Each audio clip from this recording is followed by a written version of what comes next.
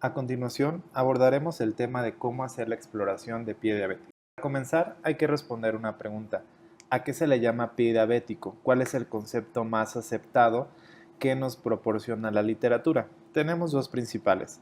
Uno es el de la Organización Mundial de la Salud, que ésta define al pie diabético como un grupo de síndromes en los cuales está presente la neuropatía, la isquemia y la infección, y que esto puede llevar a la disrupción tisular, produciendo morbilidad alta y desde luego una posible amputación, que ese sería el desenlace. Por otro lado, la Asociación Americana de Diabetes define al pie diabético como el área anatómica por debajo del maleolo en una persona con diabetes. Ambas definiciones son aceptables. Cada quien podrá adoptar la que mejor considere. Desde luego, si tomamos en cuenta la de la Asociación Americana de Diabetes, pudiéramos decir que todo paciente con diabetes va a tener pie diabético. Desde luego, va a depender del riesgo en el que se encuentre. Y esto lo podemos ver en la diapositiva siguiente. Partiendo de la premisa de que todo paciente con diabetes tiene un pie en riesgo, pudiéramos tomar acciones preventivas oportunamente para prevenir estos desenlaces. ¿Cuáles serían? Iniciando desde una alteración en la sensibilidad, eh, después con una alteración en la sensibilidad y a nivel vascular, después presencia de úlceras y desde luego presencias de amputaciones, que desafortunadamente siguen en incremento y lo podemos ver claramente en la siguiente diapositiva. ¿Cuál es la situación actual en México de acciones preventivas y complicaciones relacionadas a pie diabético? Como vemos en la ENSANUD 2012, que es la Encuesta Nacional de Salud y Nutrición, el 14.6% de los pacientes con diabetes tuvieron una revisión de pies durante el último año. Y 4 años después, en la ENSANUD 2016 de medio camino, solo el 20.9% de los pacientes tuvieron una revisión de pies. Tomando en cuenta que un criterio de calidad dice que al menos el 80% de los pacientes tiene que tener una revisión de pies, pues en México nos quedamos cortos en ese aspecto. ¿Qué está pasando? Es parte de lo que tendríamos que estar analizando. Por otra parte, veamos las complicaciones. Si ustedes se dan cuenta, en el ENSANUD 2012 solo el 7.2% de los pacientes tenían úlceras y para el 2016 el 9.1% de los pacientes ya habían desarrollado algún tipo de úlcera. Ahora, ¿qué pasa con las amputaciones? En el 2012 un 2%. Esto pudiera tal vez parecernos muy poco, pero si observamos que para el 2016 el 5.5% de los pacientes ya tenía una amputación, se fue a más del doble del 2012. Entonces, es un poco para hacer la reflexión de qué está pasando en México y qué pudiéramos estar mejorando. Y es parte de lo que vamos a abordar a continuación o durante esta clase. Ahora veamos cuál es la mortalidad comparativa a 5 años de amputación en comparación con algunas neoplasias. Desde luego, si le preguntamos a algún paciente qué es lo que le viene a la mente cuando escucha cáncer, pues muy probablemente piense en algún desenlace fatalista, ¿no? O relacionado con la muerte. Pero si escuchara pie diabético, amputaciones, úlceras, pues tal vez no le causa tanto impacto. Pero si se dan cuenta, la úlcera neuropática, la amputación, la úlcera isquémica y la enfermedad arterial periférica representan un gran porcentaje de los casos que tienen una mortalidad comparativa con las demás neoplasias. Y si nosotros pusiéramos estos bloques rojos uno encima del otro, pues tendrían una mortalidad mucho mayor a que un cáncer de páncreas o un cáncer pulmonar. Y todas estas alteraciones que vemos, estas barras que vemos en rojo, están relacionadas con el pie diabético, ¿no? Puntos importantes a destacar. Ambos son marcadores de mortalidad.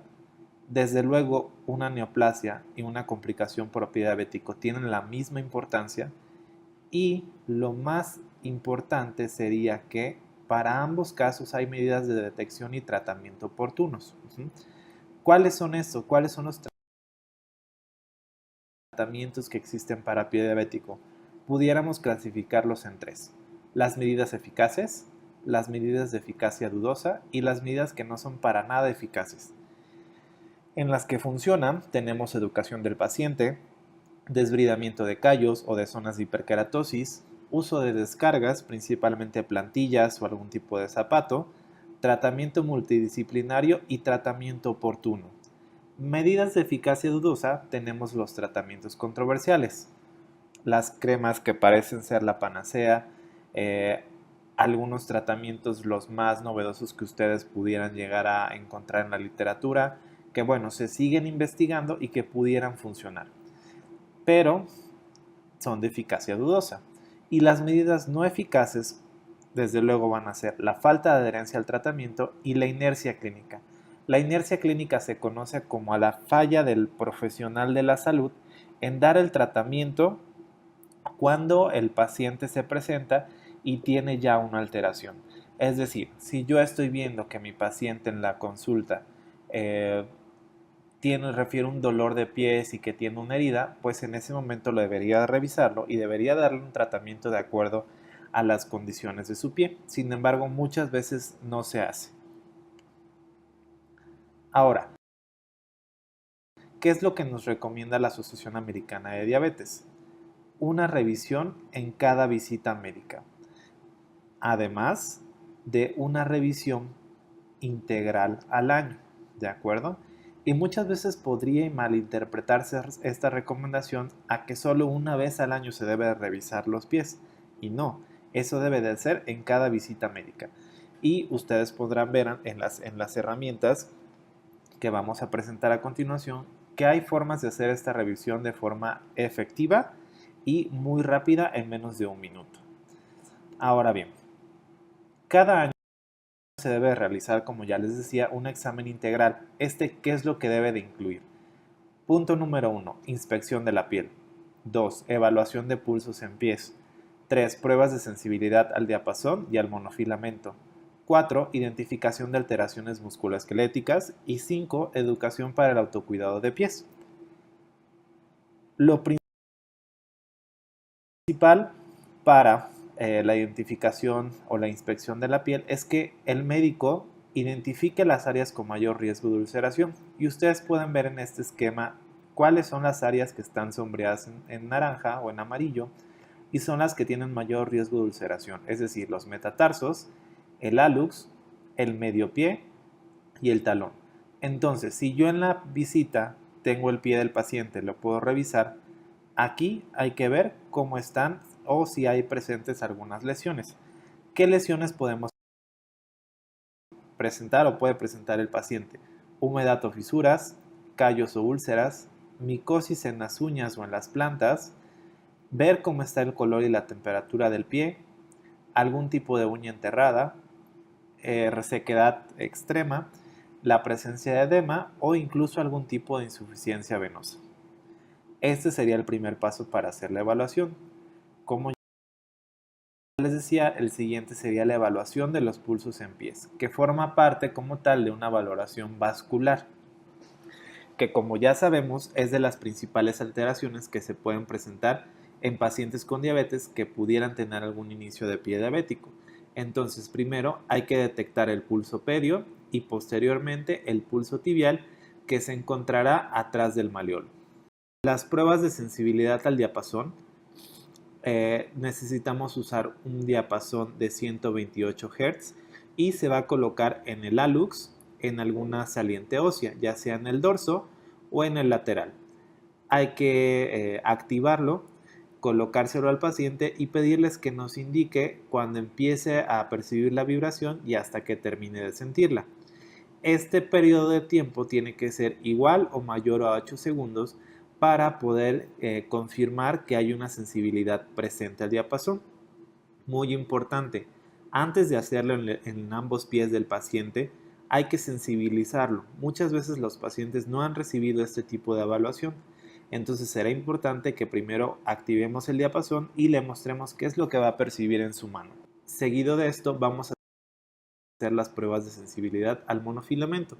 Para eso necesitaremos un monofilamento de 10 gramos y lo que vamos a hacer es ubicar el monofilamento perpendicular a la piel, Hacer una ligera presión hasta que el monofilamento se flexione ligeramente, no se tiene que doblar por completo y lo vamos a colocar de 1 a 2 segundos, ¿de acuerdo? Y ustedes ven aquí, estos circulitos son los sitios que deben de valorarse, es decir, aquí voy a colocar el monofilamento, aquí, aquí, aquí y en cada uno de los sitios. Para poder calificarlo como monofilamento presente, el paciente debe de percibir por lo menos 5 puntos. Ojo, muy importante, igual, antes de hacerlo en los pies de los pacientes, hay que hacerlo en las manos. El monofilamento es como si fuera un tubito de plástico, pero muchas veces el paciente puede llegar a percibir que lo estamos picando en los pies y puede generarle un poco de miedo al pensar que con una aguja estamos haciendo esta prueba. Entonces, primero tenemos que hacerlo en la mano y posteriormente podemos hacer esa prueba en los pies. La parte va a ser identificar alteraciones musculoesqueléticas o cómo está la forma del pie de nuestro paciente. ¿Por qué es importante? Muchas veces estos puntos que nosotros vemos acá son puntos de mayor presión, ¿de acuerdo? Y están dados por la forma del pie. En este caso tenemos un pie cabo, esto es que el arco está muy pronunciado y los mayores puntos de apoyo son el talón, el antepié y los dedos, ¿de acuerdo? Entonces en estas zonas va a ser más fácil que haya lesiones. Entonces es nuestro deber como profesionales de la salud poder identificar estos puntos de riesgo. Por otra parte podríamos tener el pie plano y el medio pie ser el mayor punto de apoyo. Entonces si nosotros tal vez estamos viendo que nuestro paciente en esta zona tiene una lesión y tiene un pie cabo, pudiera ser secundario a eso. Entonces ya nos da mucha idea de hacia dónde tiene que ser las recomendaciones que le vamos a dar. Otras alteraciones que son muy frecuentes son el hallux valgus, que es una deformación en el pie, o los dedos en garra. Esta alteración musculoesquelética tiende a ser la más frecuente en pacientes con diabetes y esto es secundario, digamos, a una neuropatía o alguna alteración ya en la musculatura como tal secundaria a la condición de diabetes. Entonces hay que tener muy presente que aquí sí va a haber la mayor parte de puntos de apoyo y que en esos puntos de apoyo se pueden hacer lesiones. ¿Cuáles? Principalmente hiperkeratosis y posteriormente úlceras neuropáticas. Entonces es un foco de atención que tenemos que tener. ¿Qué otras alteraciones musculoesqueléticas también se pueden presentar aunadas a las anteriores que vimos? Talovaro o genuvaro, talovalgo o genuvalgo, que estas dos que menciono es cómo está la posición o la alineación de la rodilla con mi tobillo y también cómo va a estar la pisada al momento de la marcha. Y desde luego el espolón calcáneo, que tiende a ser una calcificación que sale en el talón y es la mayor parte del tiempo frecuente en aquellos pacientes que tienen obesidad. Ahora bien, ¿qué hago yo con toda esta información una vez que ya hice esta valoración? Y muy importante, ya fui haciendo el registro de qué lesiones en la piel tiene, si los pulsos pedios y tibiales están presentes o ausentes, cómo está la sensibilidad al monofilamento y al diapasón, si tiene o no la presencia de alteraciones musculoesqueléticas. Todo eso hay que irlo registrando para que al final yo pueda hacer un consensuado y poder estratificar el riesgo del paciente, ¿de acuerdo? Entonces, si se dan cuenta, aquí tenemos 3 clases de riesgo, cuáles son las características y la frecuencia de la evaluación integral, ¿ok? Si mi paciente no tiene ni neuropatía sensitiva, ni enfermedad arterial periférica o historia previa de complicaciones, esta evaluación integral que ya vimos la vamos a hacer cada año. Sin embargo, pongamos un caso hipotético. Si mi paciente no tiene pulsos presentes y además tiene dedos en garra y además tiene sensibilidad al diapasón disminuida, ¿en dónde lo colocaríamos? En la clase 2 o en el riesgo 2 porque hay neuropatía sensitiva, porque tiene disminución al diapasón, hay deformidad del pie porque tiene dedos en garra y aparte pudiéramos sospechar de una enfermedad arterial periférica porque los pulsos están disminuidos. Entonces, en este caso, a mi paciente lo voy a volver a evaluar cada 3 meses. esta misma evaluación integral. Y así sucesivamente podemos ir clasificando a nuestros pacientes y tener una idea más certera de cada cuánto lo voy a ver. Ajá. Esto es lo que les mencionaba al principio. Todo paciente tiene un pie de riesgo y el riesgo se va a estratificar de acuerdo a cómo salgan estas características en la evaluación. Ojo, muy importante, y esa es la mayor parte de la tarea que nos está haciendo falta.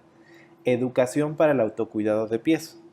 Estas son actividades muy sencillas que podemos enseñarle a los pacientes en la consulta en no más de 5 minutos y de esta forma nos aseguramos de que el paciente pueda revisar sus pies exitosamente desde su casa, sin necesidad de acudir a un servicio médico. El primer punto sería revisar los pies, puede ser el solo, con ayuda de un espejo o con apoyo de un familiar, como observamos aquí en la imagen, para que entonces el paciente tenga la visibilidad total de su pie. Lavar los pies con agua tibia y con jabón neutro o con algún jabón sin aroma. Y muy importante, evitar usar estropajo, piedra pómex, zacate u otro accesorio para lavar los pies. Muchas veces es muy frecuente que los pacientes tiendan a usar estos elementos de limpieza para tallarse, ¿de acuerdo? No son necesarios porque al contrario pueden generar lesiones en los pies porque digamos que lesionan la piel. Entonces tratar de evitarlo. Y otra recomendación con respecto al jabón es que muchas veces tienden a usar jabón para ropa, para lavar ropa. Y como su nombre lo dice, ese jabón es exclusivo para lavar ropa. Entonces hay que orientar al paciente para que utilice jabón neutro o algún jabón sin olor como ya les mencionaba.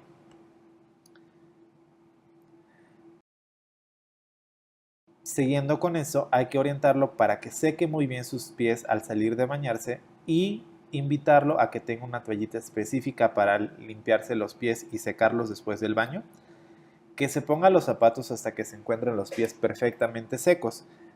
¿Qué pasa si nosotros no secamos los pies o el paciente no los seca? Va a ser más fácil que después se genere humedad, ¿de acuerdo?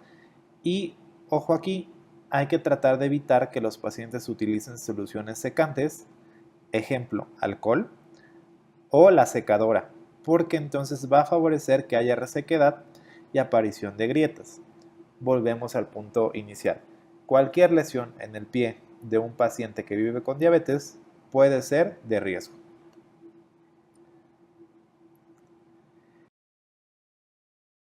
Lo siguiente sería que el paciente pudiera aplicar una crema neutra, es decir, blanca y sin olor, en la parte superior e inferior de sus pies.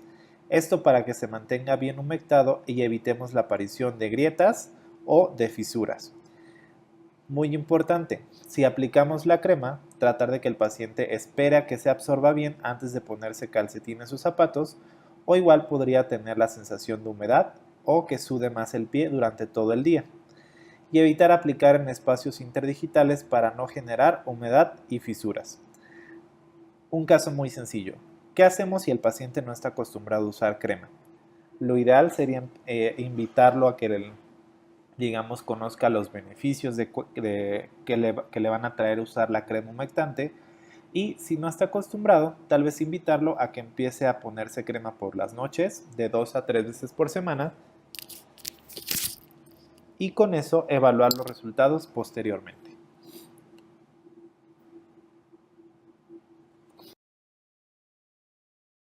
Con respecto al talco, eso se va a aplicar únicamente en los espacios interdigitales, no en la planta del pie, no en el calcetín, no en los zapatos, porque entonces favorecemos a que haya una mayor resequedad, ¿no? Entonces por eso evitar colocar talco en otras áreas del pie. Y ojo, si existe resequedad entre los dedos al momento de la exploración integral que nosotros hagamos o de la inspección de la piel, en esos casos específicos no es recomendable que instruyamos al paciente en el uso del talco. Es mejor que no lo use.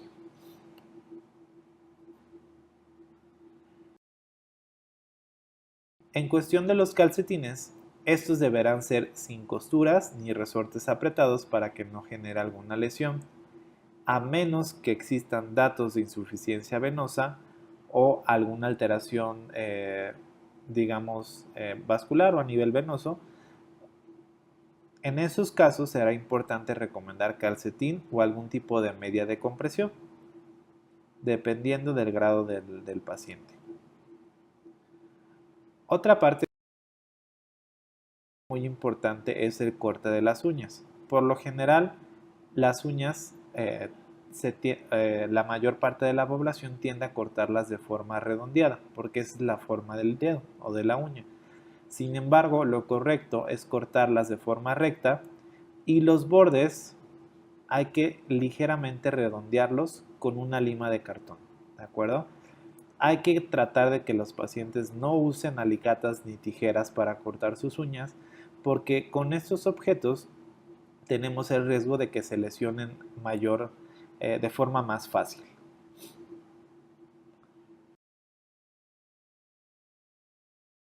Otra parte muy importante que va a ser fundamental es orientarlos al uso de un calzado adecuado. El calzado es la mayor protección contra todo lo que hay en nuestro medio ambiente. Llámese insectos, objetos desconocidos, objetos punzocortantes o incluso nuestros mismos compañeros que nos rodean, ¿no? Un pisotón, que se nos caiga algún vaso, que un bicho nos pique, que pisemos un tornillo, un clavo en la calle. Por eso el zapato tiene que tener ciertas características para proteger al pie. Lo principal es que la altura del tacón debe de ser entre 1 a 3 centímetros. Que la goma de la suela tiene que ser flexible y cómoda, que tiene que sujetar bien el talón sin apretarlo, que no debe de tener costuras internas que lastimen el pie, una delantera ancha o amplia que no ocasione presión por todos los lados y que el material debe de ser natural y flexible, es decir, preferentemente de piel. Ahora, ¿qué hacemos si el paciente presenta una úlcera? Obviamente hay que adaptar los recursos que tengamos a la mano. Probablemente el paciente no tenga la suficiente solvencia económica para conseguirse una bota de descarga o para hacerse algún otro procedimiento que incluya algún gasto mayor. Pero entonces, ¿qué pasa si el paciente consigue este tipo de zapatos, lo adapta para que no estemos presionando esta zona y pueda estar muy cómodo? Entonces, parte de nuestra tarea como profesionales de la salud es buscar alternativas para nuestros pacientes. Y ojo, que esas alternativas sean individualizadas y acorde al contexto de cada uno de estos pacientes. La invitación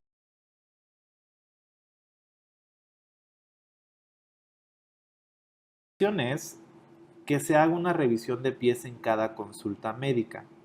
Lo mínimo a realizar en menos de un minuto, como les comentaba al inicio de la clase, es lo siguiente: palpar el pulso pedio, buscar humedad interdigital, buscar zonas de hiperkeratosis o de callosidades y revisar el calzado. ¿De acuerdo? Cumpliendo estos 4 puntos, estamos haciendo lo mínimo indispensable para romper con la inercia clínica y tratar de disminuir y erradicar las complicaciones por pie diabético. Este video de la revisión rápida de pies en cada consulta lo van a poder consultar en el material del curso.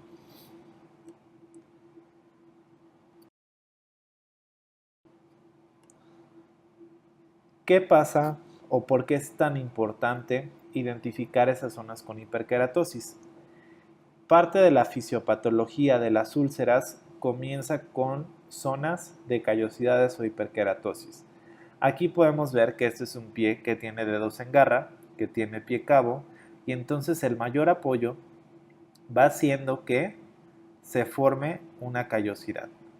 Después, el que el huesito y el callo estén presionando la piel produce una lesión, y esa lesión puede llegar al cabo de afectar o hacer una disrupción tisular y que esto se infecte y que empiece también a afectar el hueso. Esto digamos que es la fisiopatología general, de la hiperkeratosis a las úlceras, ¿no?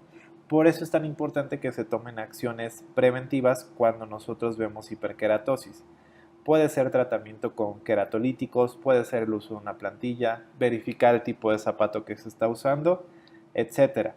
Sin embargo, lo que se ha visto que funciona de mejor forma es el desbridamiento, que es básicamente una deslaminación de la capa córnea con un bisturí. Puede ser un bisturí, una hoja de bisturí de 15, de 20, dependiendo el material que tengamos a la mano.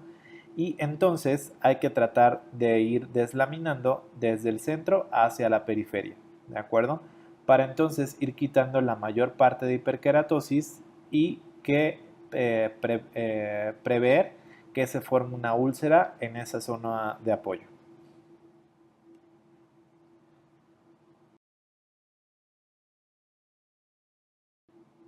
Por último, de requerirse, con toda esta valoración previa que ya vimos, es muy importante referir oportunamente. Ajá. Cuando hay un pie diabético, se tiene que trabajar en un equipo multidisciplinario y es parte de las medidas eficaces que sirven para el tratamiento del mismo. El equipo multidisciplinario del pie diabético puede estar conformado por un angiólogo o cirujano vascular, un dermatólogo, un ortopedista e incluso un podólogo. Si se dan cuenta, cada una de estas especialidades tienen actividades muy precisas que podemos hacer para prevenir complicaciones por pie diabético. Tal vez si el paciente tiene alguna alteración en la piel, lo vamos a referir con el dermatólogo. Tal vez si nosotros sospechamos de una enfermedad arterial periférica o una insuficiencia venosa, lo vamos a mandar con el angiólogo o incluso si ya tenemos la presencia de una úlcera. Tal vez si el paciente tiende a tener onicocriptosis recurrentes, lo podemos referir con un podólogo para que le enseñe la técnica adecuada de cortarse las uñas o bien tal vez con algún dermatólogo. Y por último, si el paciente tiene alteraciones musculoesqueléticas que determinan cierta forma de caminata o de apoyo, vamos a requerir apoyarnos de un ortopedista o de un ingeniero en biomecánica para que él determine qué sería lo más útil en el caso de este paciente. A manera de conclusión, la complicación por pie diabético no debería de existir porque, como ya vimos, hay medidas oportunas que podemos hacer de forma muy sencilla para poder prevenirlo. Desde luego es consecuencia de la inercia clínica, pero también del paciente, porque si el paciente ya sabe que vive con diabetes, es un hecho que sí o sí tiene que tener una revisión de pies. Y por último, el pie diabético es susceptible de limitar su historia natural. Es decir, si nosotros trabajamos con un equipo multidisciplinario, si hacemos una evaluación integral como la que ya vimos y, muy importante, se le brinda una educación para el autocuidado, no tendríamos que llegar a la amputación e incluso a la mortalidad del mismo. Gracias.